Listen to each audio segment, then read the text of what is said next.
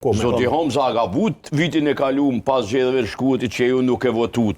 Albulena Haxhiu do të se ishte personi më i votuar propozum për vendosjes.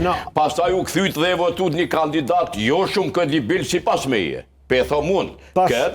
Dhe prapse vendi shkoi në zgjedhje. Shiko, në 10 orë. Zoti Matoshi, asnjëherë lëvizja vetëvendosje nuk ja ka dhënë votat subjekteve tjera politike.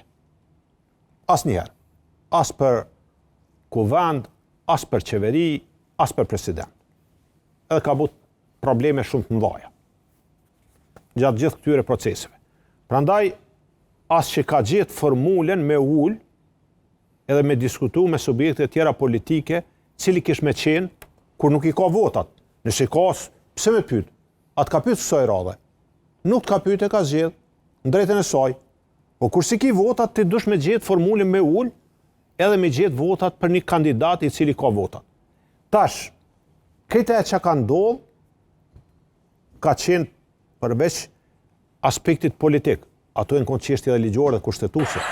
U shkel kushtetuta, diso herë, është vërtetu, ka vendime gjykatës kustetuse.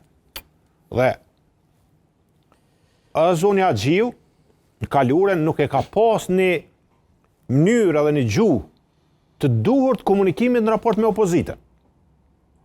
Nuk ka krejt e letë edhe thjesht me të i kalu këto.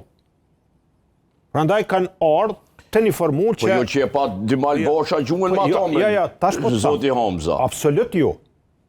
Tash, s'po du me bo krahasime, se të ke fundit kanë qenë propozuar nga rrota televizës vetëvendosje, mirë po jenë hinë një rrugë, unë jo s'po du me amnistu veten, po s'kom qenë pjesë e Kuvendit të Republikës Kosovës,